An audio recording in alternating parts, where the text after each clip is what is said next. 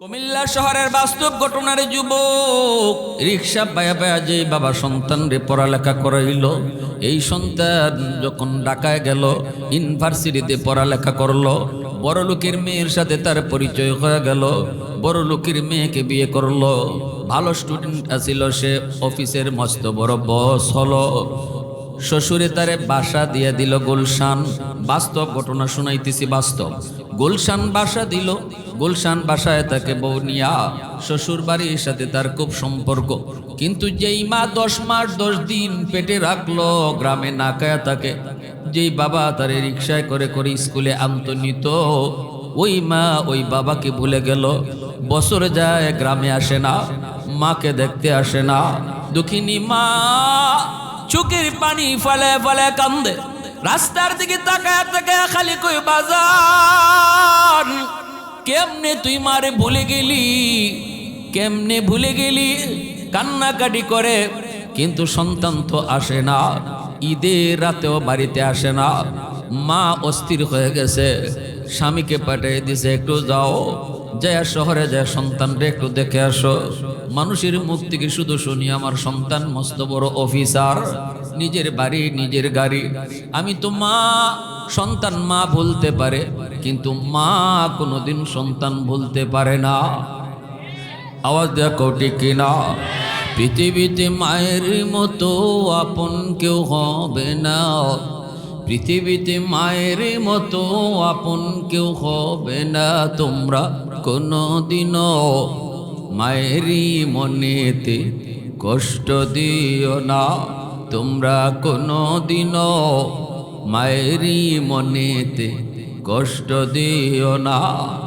পৃথিবীতে মায়ের মতো আপন কেউ হবে না, তোমরা কোনোদিনও মায়েরই মনেতে কষ্ট দিও না, তোমরা কোনোদিনও বাবারই মনেতে কষ্ট দিও না।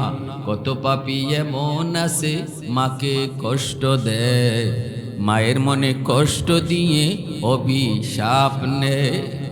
মায়ের মনে কষ্ট দিলে খোদা যে সহে না, মায়ের মনে কষ্ট দিলে খোদা যে সহে না। তোমরা কোনোদিনও মায়েরই মনেতে কষ্ট দিও না।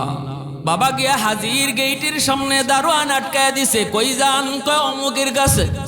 দারোয়ান কই ইনি তো অফিসের মস্ত বড় বস, বসের সাথে দেখা করতে পারমিশন লাগে, আপনি এখানে দাঁড়ান। বস একজন গরিব মানুষ গেইটের পাশে দাঁড়ায় আছে, আপনার সাথে দেখা করতে চাও। ছেলে কই দেখি আমি সিসি ক্যামেরা অন করে দেখে গেইটের সামনে দাঁড়ানো মানুষটা বাঁকা হয়ে গেছে গো। রিক্সা চালাইতে চালাইতে জীবনভর এই বাঁকা গরিব অসহায় মানুষটা আর কেউ নয়, তার জন্মদাতা পিতা। বাবারে দেখেও ছেলের দিল নরম হয় নাই, কারণ যেই মানুষটা গুনাহ বেশি করে তার দিল শক্ত হয়ে যায়, চোখ দিয়ে সহজে পানি আসে না। দারোয়ানের হাতে 500 টাকা দিয়া কয় নে, যায় বিদায় করে দে, আর কইবি অন্যদিন আসলে বেশি দিমু। দারোয়ান মনে করেছে কোনো ভিক্ষুক। দারোয়ান আইসা বলতেছে, চাচা স্যার বড় বিজি মানুষ, দেখা করা যাবে না, আপনার এখন চলে যেতে বলেছে, এই যে নেন 500 টাকা।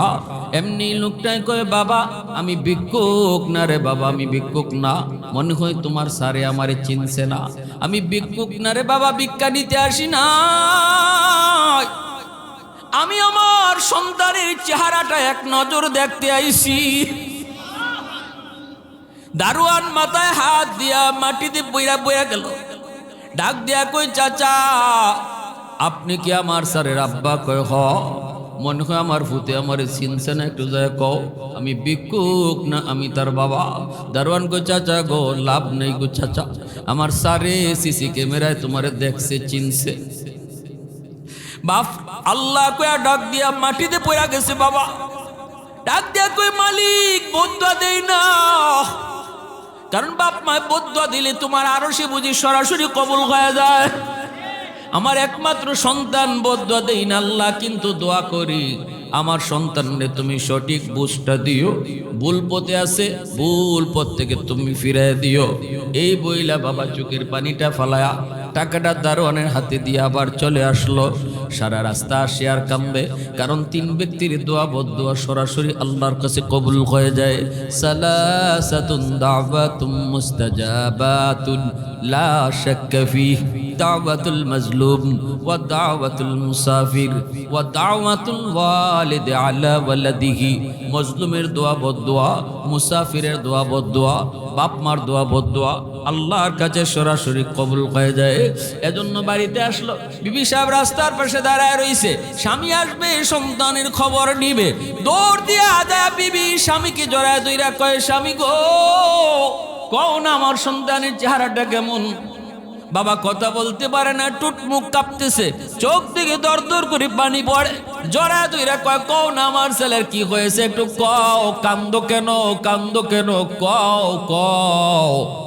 তখনই বাবা কান্দে আর কয়, বিবি গো তোমার ছেলে আর আমাদের ছেলে নাই, মস্ত বড় অফিসার হয়েছে ঠিক, কিন্তু ছেলে আমাদের হাতছাড়া হয়ে গেছে গো বিবি, আল্লাহর কাছে দোয়া করো, আল্লাহ যেন আমাদের সন্তানদের সঠিক বুঝ দেয়। বিবিও কান্দে, দুজনই আল্লাহর কাছে দোয়া করে। বদদোয়া না দেওয়ার কারণে, দোয়া করার কারণে দোয়াটা কবুল হয়ে গেছে। কিছুদিন পর জুম্মার দিন, রমজান মাস, যুবক গুলশান আজাদ মসজিদে জুম্মার নামাজ পড়ার জন্য ঢুকছে। জুম্মার নামাজ পড়ার জন্য মসজিদে ঢুকলো, মিম্বরে বৈশা বয়ান করতেছেন যাত্রাবাড়ির হযরত মাহমুদুল হাসান দামাত বারকাতুহুম, আল্লাহর বহুত বড় একজন ওয়ালি, যার কথার মধ্যে অনেক জাদু, অনেক আসর, আল্লাহওয়ালাদের ভাঙ্গা ভাঙ্গা কথার মধ্যে অনেক আসর, অনেক আসর। মিম্বরে বৈশা আল্লাহর ওলি ওই দিন বয়ান করেন, মা বাবার হক, বাপ মার খেদমত, বাপ মার সাথে ভালো আচরণ করলে দুনিয়াতে কি লাভ, হায়াতের ভিতরে আল্লাহ বরকত বাড়ায়, ব্যবসা বাণিজ্যে আল্লাহ বরকত বাড়ায়, ঘাটগুলো আল্লাহ আসান করে দেয়, তার সন্তানকে আল্লাহ তার মতো মানুষ বানায়। ঠাটা মাথায় পড়ার কথা, বাপ মার দোয়া থাকলে আল্লাহ ঠাটা দূর করে দেয়। অ্যাক্সিডেন্টে পা ভেঙে যাওয়ার কথা, বাপ মার দোয়া থাকলে আল্লাহ পাক অ্যাক্সিডেন্ট থেকে বাঁচায়। এমনকি বাপ মার দোয়া থাকলে আল্লাহ পাক মরণের আগে আগে মক্কা মদিনা জিয়ারত করায়। আর যদি কোনো সন্তান বাপ মার কলিজায় ব্যথা দেয়, নবীজি বলেন একমাত্র কবিরা গুনাহ, যেই গুনাহটা আল্লাহ দুনিয়াতে নগদ শাস্তি দেয়, নগদ শাস্তি দেয়, সেটা হলো উকুকুল ওয়ালিদাইন, ফাইন্নাহু ইউআজ্জালু লিসাহিবিহি ক্বাবলাল মামাত।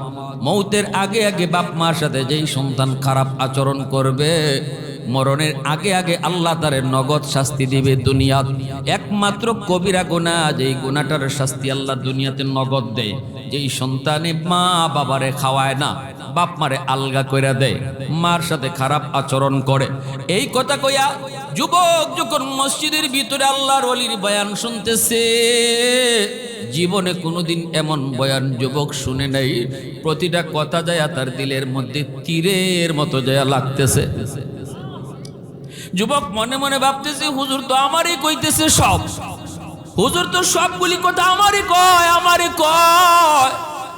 চোখ থেকে দর দর করে পানি ফালায় আর কান্দে, কয় মালিক তুমি আমার একটু সুযোগ দিবাইনি, আমি নামাজটা শেষ কইরা ঘরে যাইমু না, সুজা গ্রামে যাইমু, যাই আমার আব্বা আম্মারে আমি খুশি করবো।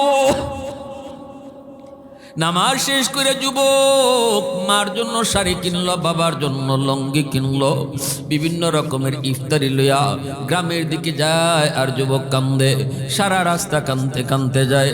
কুমিল্লা যাইতে তখন 2টা ফেরি পার হওয়া লাগতো। এই 2 ফেরি পার হইতে হইতে অনেক রাত হয়ে গেল। শহরে ঢুইকা দেখে তারাবির নামাজ শেষ, মানুষজন যার যার মতো ঘুমায় গেছে। কিছুক্ষণ পরে সে রিখাবে, কোনো রিক্সা নেই, কোনো গাড়ি নেই। যুবক যাবে কেমন করে তার গ্রামে? মানুষেরা কয়, যুবক কেন কাঁদো, কে মরলো? কয় কে মরলো না মরলো এটা না গো, কও তাড়াতাড়ি কেমনে যাইমু, রিক্সা কই? মানুষেরা কয়, বাবা এখানে রিক্সা পাইবা না, তবে একজন বুড়া মানুষ, রাতের বেলা তারে আমরা রিক্সা পাইতে দেখেছি, তারে তুমি পাইতে পারো, আর কেউ রিক্সা লইয়া যাইতো না। কই? কয় সামনে আগাও। দোকানের সামনে ওই লোকটা বয়া থাকে, বারান্দার মধ্যে বয়া বয়া রাত কাটায়া দেয়।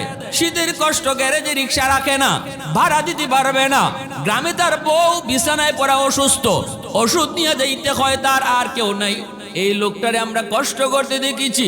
সে হাঁটা শুরু করলো, যা দেখে টিকে একটা বুড়া মানুষ মাফলার পেশায় বইসা বইসা অপেক্ষা করে। প্যাসেঞ্জার পায় কিনা। কাছে যায় দেখে লোকটারে চিনা যায় না, মাফলার দিয়া মুখ পেছানো, শীতের বাতাস আঘাত করে কষ্ট করতেছে আর কাঁপতেছে। যায় কই চাচা অমুক গ্রামে যাইবিননি। ও তারে চাচা কয়ে ডাক দিছে, সেই তার রিক্সাওয়ালা বাবা। ছেলের কণ্ঠ, যুবক ছেলের কণ্ঠ বাবাই চিনে ফেলেছে, বাবাই বুঝে ফেলেছে। এবার বাবা মাথাটা নিচের দিকে রেখে জবাব দিয়ে কয়, হ বাজান যাইমু।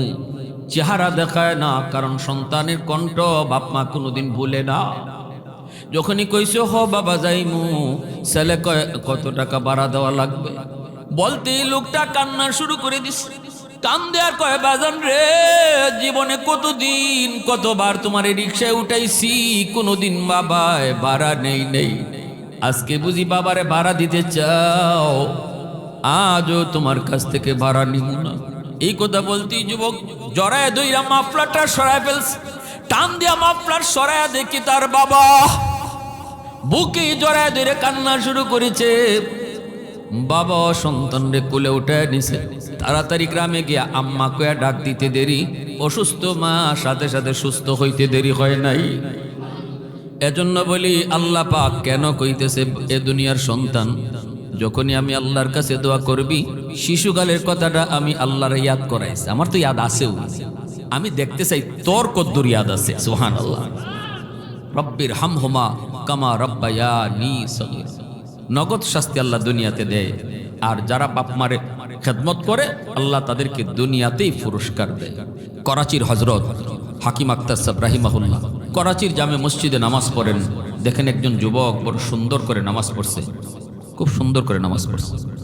কিছুদিন আগে আমি পত্রিকায় বিশ্ব মা দিবসে একটা ঘটনা পাইছি। ওই ঘটনাতে দেখছি এক যুবক তার জীবনের কাহিনী কইছে। সে কইতেছে, আমার আম্মা জন্মের পরপরই আমার আব্বা মারা গেছেন। আমার আম্মা আমারে কষ্ট করে লেখাপড়া করাইছেন।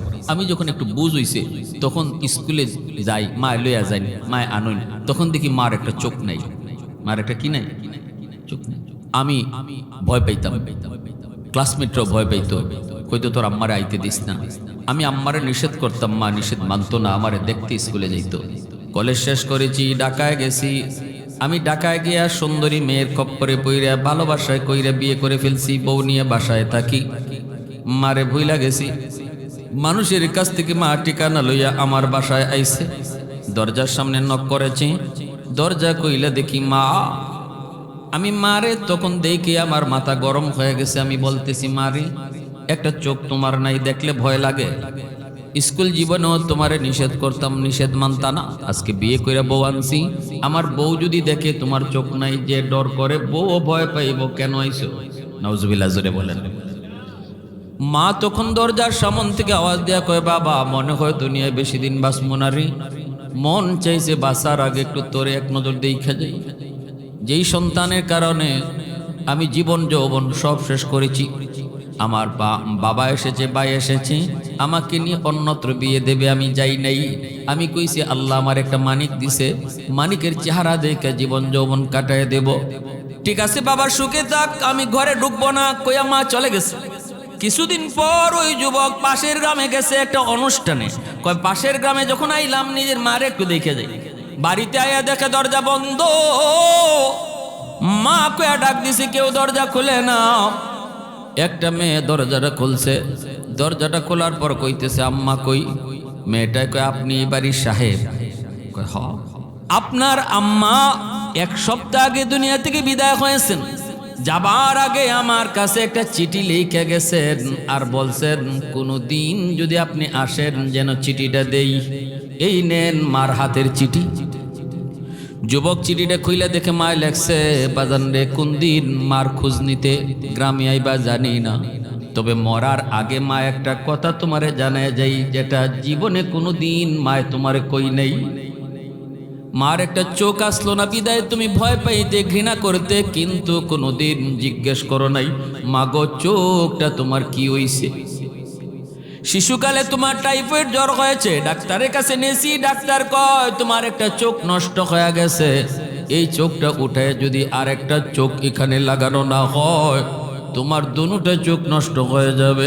ওই দিন আমি ডাক্তারকে বলেছিলাম, ডাক্তার